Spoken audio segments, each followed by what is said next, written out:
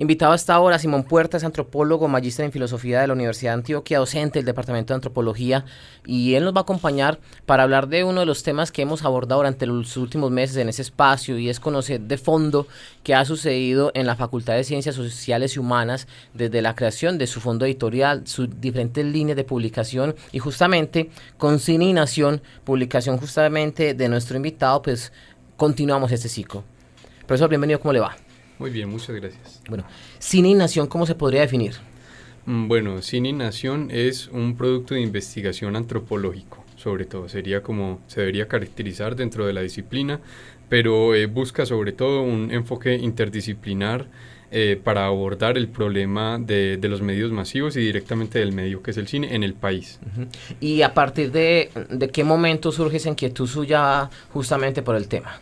Sí, afortunadamente la antropología pues es una ciencia social bastante amplia, permite de alguna manera una gran maniobrabilidad por su mismo método, por el método etnográfico. Entonces lo que inicialmente era un gusto o una relación digamos muy subjetiva con el medio, se permitió desde el acercamiento de los mismos docentes del mismo departamento a una relación digámoslo más científica, de posibilidad de explorar ya con seriedad el medio y relacionarlo con la problemática nacional. Cuando hablamos de cine en Colombia, hay que referirse a un específico tiempo.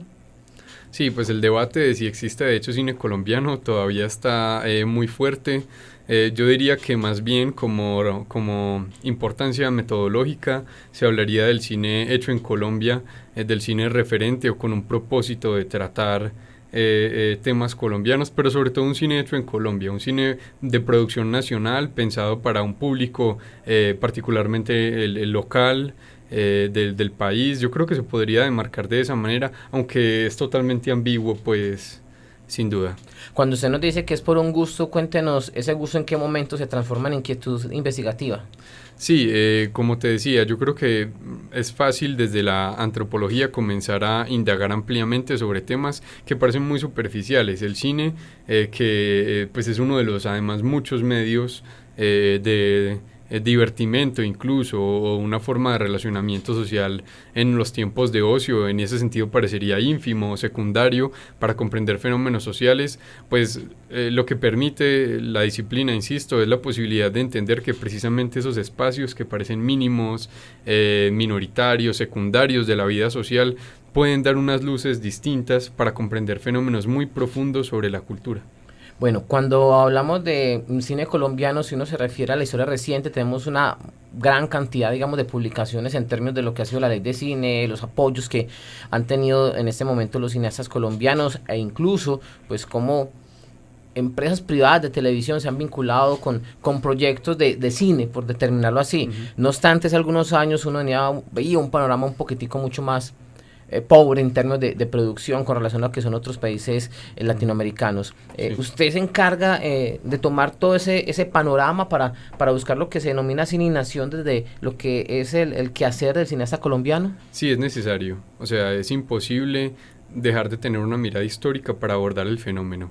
Yo sería optimista incluso respecto a la actualidad del medio, pero al mismo tiempo muy prevenido porque ese romance cine y televisión que viene desde Gustavo Nieto Roa desde hace mucho tiempo y que antes era lo que se podría hablar de un romance entre radio y cine, ha sido muy problemático y ha generado a mi modo de ver, unas formas de representación muy problemáticas para poder comprender el papel y la importancia del medio a la hora de participar en un proceso de construcción de nación.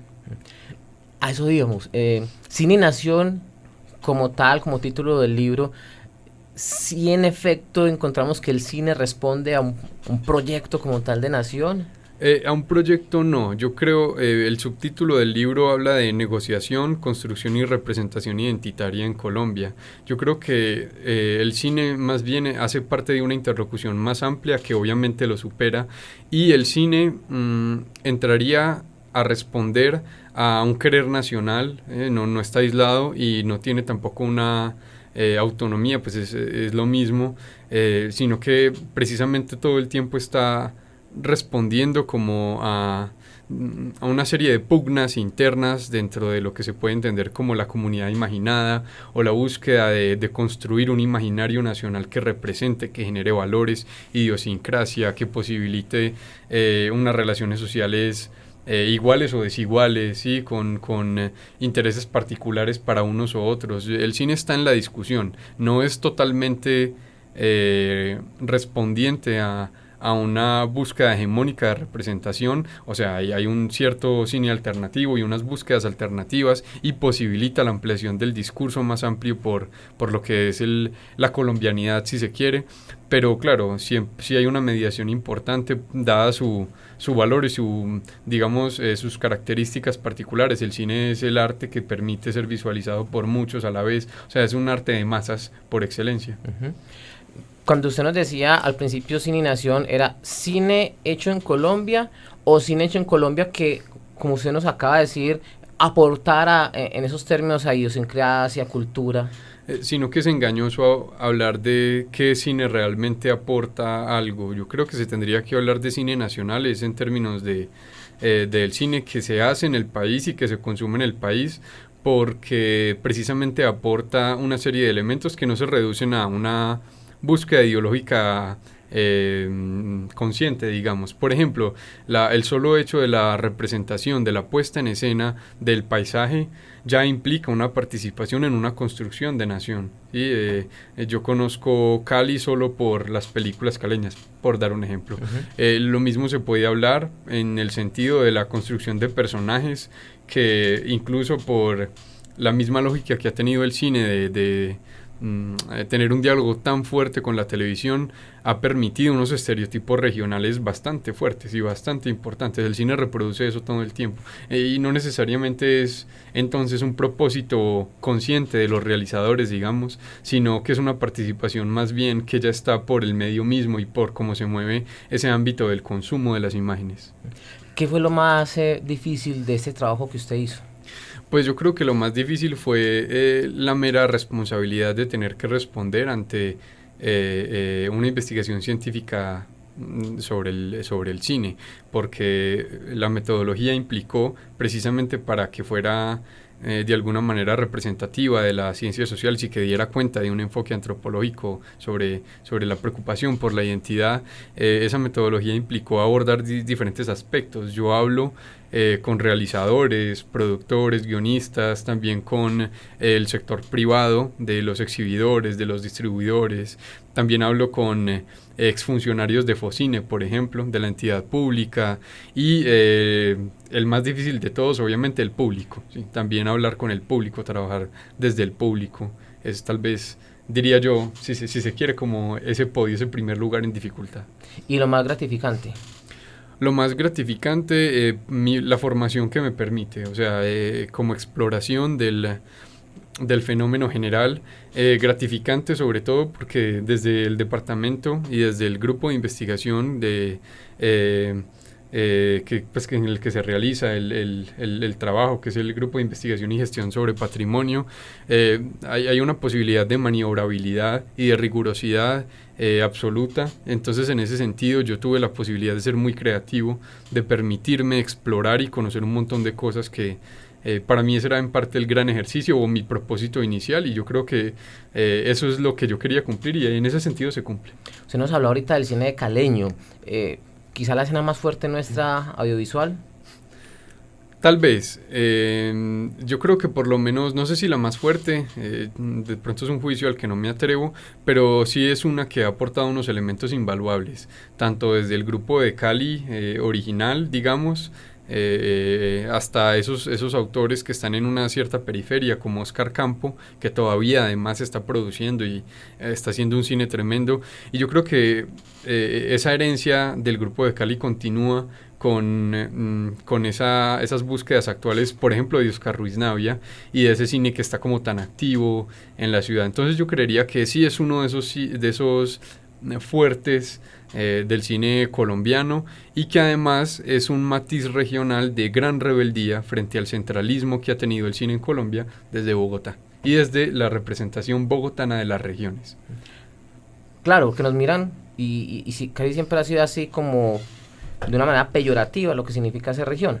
Sí, precisamente el cineasta local, Víctor Gaviria, en algún momento escribe un ensayo hermoso que se llama Las latas en el fondo del río con Luis Alberto Álvarez, y lo que ellos presentan es precisamente la necesidad de plantear un cine periférico, un cine desde la región que responda mucho más a la fidelidad de la representación, de lo particular de estos sectores, ¿sí? Como precisamente luchando contra una representación tan dominante y que además estaba tan matizada y tan permeada por la televisión. Entonces, claro, ha sido una búsqueda que se ha dado en Medellín, en Cali, que se ha dado también en el Caribe, y se ha dado de manera muy interesante. Me parece a mí que en este momento a mí me encantaría que se desarrolle mucho más.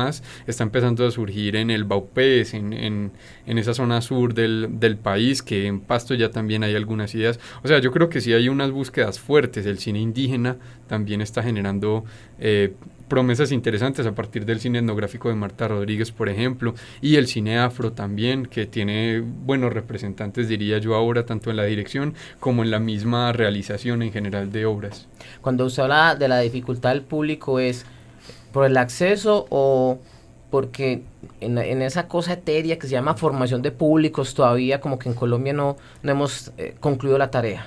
Yo creo que la dificultad a la que me refiero se refiere sobre todo a que al ser el cine un arte de masas, tener una población representativa para poder generar unas hipótesis de investigación no es fácil, en primer lugar, y también en segundo lugar como la dificultad de poder determinar esas formas de acercarse al cine de las personas, porque además el cine nacional ha tenido mala fama para nosotros, para los locales, y en ese sentido es difícil encontrar gente que te puede hablar desde la claridad de que ha visto o tiene un panorama para poder hablar del cine colombiano. Eso no quiere decir que no sea un dato ya de entrada que la gente no esté muy familiarizada, y eso ya obviamente es algo para trabajar.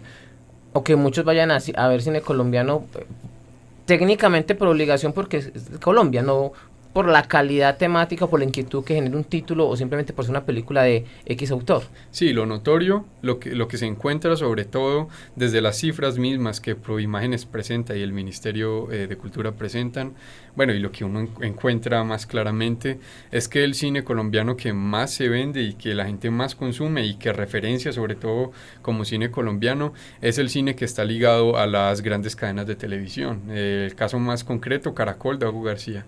Y esa relación respecto a la película del 25 de diciembre, que tuvo como su momento más fuerte en esa trilogía del Paseo, y que es, como decía antes, herencia fuerte de Gustavo Nieto Roa, o tienen un referente del cine colombiano, digámoslo, mucho más, no desde su experiencia personal, sino desde lo que es el voz a voz, en la consideración de que es un cine violento, un cine que presenta una mala imagen del país, y en ese sentido hay un rechazo general a las obras por la forma en la que presenta o representa a Colombia respecto al mundo, entendiendo que el cine también es muy cosmopolita.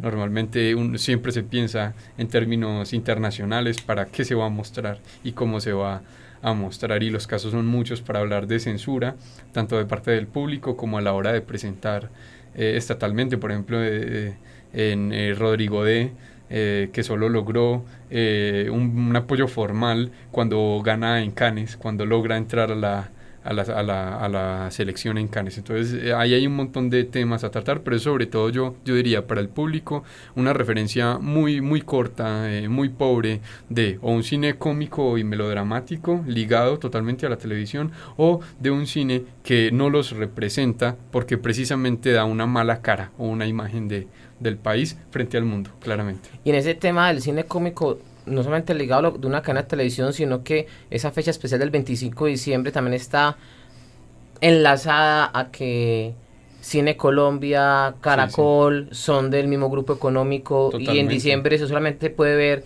esa película, totalmente, una para niños, sí. Y quizás otra. Es decir, es una especie como de monopolio en términos audiovisual, es decir, no hay que ir al cine solamente eso para ver, ¿le guste o no? Sí, totalmente, y de hecho se tendría que llevar incluso más el planteamiento, se tiene que pensar cómo el solo hecho de plantear una película para los 25 de diciembre, ya con lo que ya claramente decís, pues de que tiene todo un valor comercial para el consumo del momento, tiene unas implicaciones en los contenidos que va a tener la obra, como la obra de antemano ya está condicionada por esas obligaciones. Entonces, claro, hay que pensar en todo el proceso para poder interpretar o ser capaces como de analizar lo que implica una obra. La obra del 25 de diciembre siempre va a ser una obra que responda a ese querer del público en ese momento del año, además que es un momento excesivamente afectivo. Entonces también como que es una búsqueda que de antemano está ya muy calculada, muy racionalizada para presentarse. Ahí uno tendría que, por ejemplo, diría yo, tendría que cuestionar la autonomía artística, si es que se puede decir eso, de esa clase de cine que en últimas es televisión, ¿sí? La autonomía de los realizadores para pensar en una obra, ¿sí? Para pensarse ellos mismos a la hora de crear algo, de tener creatividad, ¿sí? Es bastante matizado por todos esos imperativos económicos. Claro, de hecho también le pensaba a usted proponer el tema televisivo en materia de lenguaje, porque usted nos dice, y muchos pensamos que esa película del 25 de diciembre, sea la que sea, porque todas son iguales, pensamos muchos, es televisión, es simplemente un capítulo de comedia de hora y 20, sí. Pero lo otro también está relacionado con los hábitos de consumo. Históricamente el colombiano, alguna vez nos decía Pablo Lacerna cuando era presidente del canal Caracol, cuando hacemos las encuestas, los sondeos, entonces qué pereza la violencia, qué pereza las novelas, ponga más documentales, ponga más temas culturales, y cuando en algún momento Canal Caracol volteó la torta a hacer documentales, a hacer periodísticos, son los de menos sintonía, y las novelas y esos temas violentos que supuestamente la gente critica tanto y está tan cansada de ver, son los que tienen más sintonía. Sí. No sé si en el cine podría pasar lo mismo, nos quejamos de que solamente se muestran escenarios violentos, pero igual la gente va a verlos. Sí. Bueno, y ahí es importante, hay varias cuestiones importantes ahí. En primer lugar, respecto a la narrativa de la televisión en el cine, lo que se usa y se usaba ya desde la radio, o sea, el cine melodramático, sonoro ya de musical de los años 40 en Colombia, ya es un cine que usa una estrategia donde los locutores radiales, los programas radiales, los grandes personajes de radio son los mismos que empiezan a aparecer en las películas. La promesa que se le da a ese espectador del 25 de diciembre es la misma. O sea, en la obra vas a ver a la esposa de Juanes, vas a ver a Natalia París, sí, vas a ver al que acaba de salir del reality, vas a ver al comediante, a Sanín, que fue el que participó del paseo, sí. O sea, siempre hay una relación con una industria cultural colombiana ya muy establecida. Entonces sí hay unas estrategias donde esos elementos que llevan a ver la obra son externos a ella. O sea, en últimas, yo no sé si se puede decir tan claramente que son lo mismo todas las obras, pero efectivamente no es tan importante su contenido. Lo que importa es la promesa de que hay elementos externos que llevan a su publicidad y por lo tanto a su visualización. Eso por un lado. Por otro lado, en cuanto a lo de la violencia, yo estoy de acuerdo con vos. Yo creo que esa cuestión de ver o no ver violencia en el cine es un tema además muy interesante, porque lo que uno encuentra además es precisamente que muchas de las películas con mayor visualización en taquilla pues son muy violentas, como por ejemplo Rosario Tijeras, por poner uno de muchos, sin tener en cuenta, digamos, que actualmente acaba de pasar como una moda de narcotráfico fuerte con el cartel de los sapos y todo eso. Pero el punto es, por ejemplo, yo hago una comparación en el libro que me pareció muy notoria a propósito de eso, entre Rosario Tijeras y Sumas y Restas de Gaviria. Ambas películas sobre narcotráfico, ambas películas sobre violencia en la ciudad de Medellín, sí, directamente sobre sicariato en la ciudad de Medellín, y la una tuvo un porcentaje bajo de vistas, y además, si bien no le fue tan mal como a las demás como de ese tono realista, sí fue muy criticada y tuvo una muy mala recepción de parte del público respecto precisamente a que mostraba una mala ciudad. Y Rosario Tijeras, por otro lado, fue muy ovacionada y tuvo una recepción en taquilla mucho mayor. No es tan pronunciado, pero sí hay una diferencia importante. El punto es que en Rosario Tijeras, precisamente, si bien se trata el tema de la violencia, de nuevo, los contenidos no son lo importante, ¿sí? Hay una actriz importante que además en su momento estaba en su mayor auge, hay una banda sonora, hay una lógica televisiva a la hora de presentar la obra y la forma en la que se desarrollan los elementos que en la película de Gaviria no están, pese a que de hecho es la película, digamos, como más ordenada de Gaviria en términos de lo que se entiende por la forma clásica de Hollywood de cine. Entonces es muy curioso, sí se dan esas discusiones tremendas y digamos que ese aspecto de la violencia entonces solo es mal tenido en cuenta cuando se vuelve serio o cuando está trabajando de una manera muy realista las temáticas, el solo hecho de que algunos de los personajes de Sumas y Restas fueron aquellos a los que le sucedieron esos eventos, ¿sí? o estuvieran muy ligados a los eventos mismos de la película. Bueno, duele más que en Rosario Tijeras, donde uno sabe que la protagonista es una modelo y es una actriz, y uno ya la referencia en otras novelas, en otros momentos, y por lo tanto tú sales de la sala tranquilo, ¿sí? Y no con una tiene carga que ver. erótica que tuvo la película en su momento. Totalmente, exacto, sí, se empiezan a juntar un montón de elementos que además si uno ve los trailers, la manera en la que se vende la película antes de entrar a salas es precisamente vendiendo cosas muy distintas a los mismos contenidos que se iban a presentar. Sí, la misma figura de Martínez, pues como su sexualidad, pues de manera, yo no sé si, bueno, sí, un erotismo pues publicitario. Cuando hablamos del cine colombiano hay mucha comedia, o si fuera uno muy crítico, y tampoco es nuestro objetivo, o intentos de hacer comedia, porque Sí. básicamente es un chiste básico el que encuentra uno en muchas películas. No obstante, gusta mucho. Sí, hay una de las tendencias fuertes es precisamente el cine el del melodrama, pues, y la comedia, pues es precisamente la fórmula de Dago García, la fórmula ganadora de Nieto Roa en su momento, del Gordo Benjumea, y en este momento pues de la variedad de actores de Caracol y RCN que desfilan pues por cada una de las películas. Pero es que tiene sentido porque es un cine como comedia que siempre maneja una lógica que da cuenta de un orden social establecido, de un orden social de antemano ya definido, de unos estereotipos violentos, muy violentos con los individuos que ya están muy arraigados, y por lo tanto el individuo siente una identificación muy rápida con la obra. La obra te promete el estereotipo y te lo entrega de la manera más exagerada posible. Entonces algo así como que el espectador cuando va a ir a ver la película de antemano él ya sabe lo que va a ver.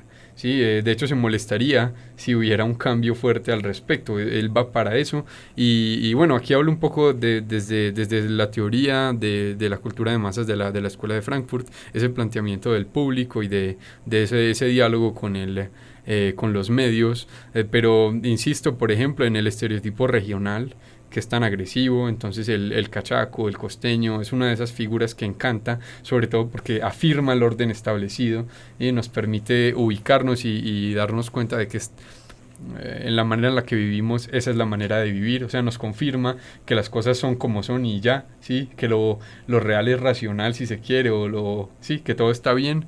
Y también otros estereotipos muy fuertes, sobre todo de las clases sociales, que desde el taxista millonario, que lo hace muy bien además, o sea, lo logra una fórmula muy fuerte, se reproducen constantemente, ya sea con el patrón y el empleado, ya sea con el pobre y el rico, el pobre que se vuelve rico, o sea, siempre es una idea muy parecida donde de alguna manera planteo yo en el libro, se están sublimando unos elementos de frustración ante un proyecto de nación que nunca se logró cumplir con lo que prometía en términos del progreso colectivo. Esas ideas se presentan en chiste y de esa manera también se asimilan al imaginario nacional. Cuando hablamos de cine colombiano, uno también percibe que ante lo que usted nos acaba de decir, pues una persona solita quizás se le pueda sorprender, pero cuando son más de los que van a la sala, los 50, los 100 o los que quepan en la sala, no les gusta ser sorprendidos, entonces esperan el chiste que aparece en el tráiler o en la propaganda o en la sección de entretenimiento de RCN o Caracol, lo esperan con ansias y con pausa en la sala, e igual repiten la risa que en el tráiler. Sí, está bien. Bueno, ahí hay una discusión a mi modo de ver muy dura, muy poderosa, pues y que no se ha solucionado realmente, y es sobre el papel del público. Eh, la excusa, como vos mismo presentabas ahorita con el ejemplo de la Serna en Caracol, la excusa para presentar unos contenidos u otros es el público. El público es la excusa de que el 25 de diciembre haya una película que maneje siempre las mismas lógicas sin variar casi absolutamente nada. Sin embargo, eso de que el público es la excusa es bastante delicado, ¿sí? Porque, claro, es cierto que las productoras y todo el cine comercial parte de unos estudios de público para ver ese querer. Ellos no van a decir nada que no sea lo que el público quiere. Krakauer, Siegfried Krakauer en los 20 lo dice hermoso para el cine de la época de no hay kitsch que la vida misma no supere, ¿sí? Desde el kitsch en el cine era respuesta a esa vida, a esa forma de melancolía frente a un estado de cosas mejor, pero al mismo tiempo que queda sublimado en pantalla. Yo no sabría decir hasta qué punto, y me parece delicado esa excusa, ese público como excusa. De todas maneras, el papel de los medios ahí queda como si su neutralidad fuera absoluta, ¿sí? Como si ellos no tuvieran que responder políticamente frente a los contenidos que representan. Y yo creo que ahí hay un juego precisamente en la idea de la formación del público. Glauber Rocha, que es como uno de los cineastas más importantes de Brasil y del cinema nuevo brasilero, en algún momento él le hacen una crítica muy fuerte respecto a que su cine era para pocas personas, porque era muy particular, muy barroco, tenía un lenguaje digamos, muy extraño respecto a los estándares del público, y la respuesta de él, muy ofendido además, era que, pues es que, ¿cómo así? O sea, ¿usted por qué está subestimando al público? ¿Sí? ¿Quién dice el público? O sea, ¿por qué el público no puede ver otras cosas? Porque los mismos medios también generan un lenguaje que es unidimensional, que no tiene matices. O sea, se acostumbra tanto al individuo a exactamente lo mismo. Krakauer mismo dice a la administración del aburrimiento que no hay nada nuevo posible, ¿sí? Entonces, de alguna manera el cine también tiene que tener cuidado, y habría que ver cómo se puede lidiar con los medios, con sobre todo esa dinámica comercial de mercado del cine, porque al igual que la antropología defiende en general un concepto de diversidad, de la necesidad de la diversidad para la reflexión, yo creo que el cine tiene que mantener también un lenguaje que sea muy agresivo respecto a un proyecto de una representación muy unidimensional, muy homogénea del mundo.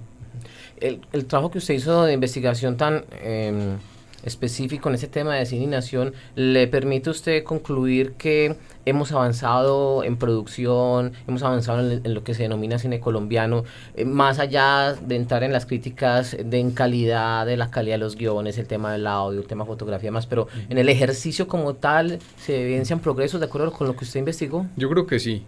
Tanto en el lado técnico, que no me preguntabas por él, de fotografía, edición, yo creo que mucho, sobre todo gracias a las escuelas que se han formado en el país, sobre todo en Cali y en Bogotá, y yo creo que también en la diversidad y en la posibilidad de la amplitud de los lenguajes que se presentan en el cine. Seguimos teniendo el mismo problema de Focine, o sea, que es el primer ente fuerte público que trata de fomentar el cine en Colombia. Focine tenía una gran intención, una muy buena intención respecto al valor que le quería dar al cine y a la posibilidad de algunos autores de presentar sus obras, pero al mismo tiempo tenía la gran falla de que luego de un proceso de producción de la película dejaba al azar, a su azar, o sea, al azar del mercado, esas mismas obras. Entonces un cineasta que luego no tiene un buen resultado de taquilla, pues entonces luego quién va a querer ayudarle en una nueva película, en su producción. De alguna manera las deudas que contraen también eran muy grandes. El caso de Luis Ospina fue dramático con Pura Sangre, por ejemplo.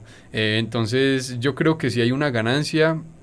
Yo creo que la ley de cine sí da unos elementos que recupera de Focine y que trata de mejorar cosas que en Focine fueron terribles, sobre todo porque en Focine hubo mucho botín político. Yo hablé particularmente para la investigación incluso con algunos de los que han sido llamados para evaluar las obras que van a recibir esos dineros públicos, y yo noté realmente un trabajo muy interesante desde la entidad. Además, porque se respeta mucho la autonomía del creador a la hora de presentar la obra. Insisto, sigue estando el problema de que luego sale a esa jauría ¿sí? De Lobos solo, de qué es el mercado, y eso tiene unas implicaciones en su futuro profesional y claro, alguien pensará en eso a la hora de escribir un guión y pensar cómo va a presentarse públicamente. Pero hay ganancias interesantes, hay unos realismos que se están haciendo en el cine colombiano, a mi modo de ver, muy interesantes, con un futuro muy interesante, un potencial grande. Rubén Mendoza, Oscar Ruiz Navia, yo creo que hay elementos importantes. Acevedo, cuando trabaja ya incluso llevándose pues un montón de premios con La Tierra y la Sombra, o sea, yo creo que hay trabajos bien interesantes. Si se habla de títulos, en su concepto, ¿cuáles son algunos títulos básicos que nos ayudarían a entender más que el cine colombiano en sí, el proceso en esa línea del tiempo a propósito de su investigación? Bueno, hay demasiadas películas. Yo creo que si uno quiere hacerse un paneo general del cine colombiano, por lo menos para comprender cómo históricamente se ha ido determinando y construyendo y deconstruyendo todo el tiempo, yo creo que hay que empezar por las obras silentes, porque además tienen un propósito muy específico de ser pioneros o de, ¿cómo lo digo mejor? O sea, de dar cuenta de un querer nacional respecto a un optimismo frente al progreso, o sea, de ser vanguardia representacional para movilizar un país, lo que Noel Carroll, uno de los grandes teóricos actuales del cine, desde la filosofía analítica, ha planteado como la construcción cinemática de la nación, ¿sí? Yo creo que habría que pasar por el cine silente. En nuestro caso, Bajo el cielo antioqueño sigue siendo una película que hay que ver para entender un poco cómo se pensaba el papel que debía cumplir el cine en un momento específico. Yo creo que el cine, el melodrama musical hay que verlo, por más que ya sea difícil para uno, dado pues su formación también respecto a lo que ahora se entiende como el cine. Hay que trabajar un poco eso también. Ese cine que se hace durante el Frente Nacional en Colombia, también es un cine que es muy disciente del momento histórico del país, y luego el cine que se hace de ese momento del Bogotazo y de toda la violencia posterior, como desde Cóndores no entierran todos los días, que es como la clásica, hasta ese cine que empieza a surgir a partir de ahí con un montón de matices interesantes. Yo creo que vale la pena. Sobre todo tener en cuenta, o esa fue mi lectura, lo que yo logré analizar, que la primera mitad del siglo XX hubo un cine muy homogéneo, muy cohesionado alrededor de un proyecto colectivo de nación, y que en la segunda mitad del siglo XX, teniendo en cuenta un poco el devenir de ese proyecto nacional fallido, ¿sí? Que en el Bogotazo, por ejemplo, se evidencia, y en muchas otras situaciones, es un cine muy descreído, un cine muy diverso, un cine donde se sigue manteniendo un discurso del progreso que es actual, hasta ahora juega en muchas de las obras, pero se empiezan a dar otras imágenes, otros paisajes de miseria, por ejemplo, otros personajes que ya no termina bien la cosa para ellos, el obrero, digamos, o el individuo que de alguna manera recurre a medios ilegales para lograr como cumplir ese anhelo que de otra manera no se le va a cumplir. Entonces son elementos que empiezan a surgir ahí y que actualmente son tal vez los más importantes. Claro, también se absorben al discurso melodramático del progreso, pero también hay unas cosas que van saliendo y que son muy interesantes, desde los 50 incluso. Bueno, es nuestro tema de hoy, Cine y Nación, a propósito de este libro, de esta publicación, de este proceso de investigación del cual en este ratico pues tuvimos la oportunidad de conocer los conceptos de nuestro invitado Simón Puerta, antropólogo y magíster en filosofía de la Universidad de Antioquia, docente justamente de este departamento, frente a este tema de investigación que, como él dijo, comenzó por un gusto y terminó, digamos, en un proceso bastante amplio y que acá en este ratico tratamos no de resumir, sino de ampliar conceptos que con seguridad encontramos en el libro. Bueno, muchas gracias a ustedes por el espacio, por la posibilidad también de divulgación y de permitir la interlocución. Quienes están interesados en el fondo editorial de la Facultad de Ciencias Sociales Humanas, todos estos libros, todos estos títulos están disponibles en la librería de la universidad y por supuesto en la propia facultad le dan la información con relación a lo que significa cada una de las líneas de investigación, las líneas de publicación y los textos que en este momento están disponibles. Muchos de los autores han venido acá y hoy el turno era justamente para Simón Puerta para hablar de cine y nación. Nuestro invitado, nuestro tema central hasta ahora en la radio pública del departamento de Antioquia.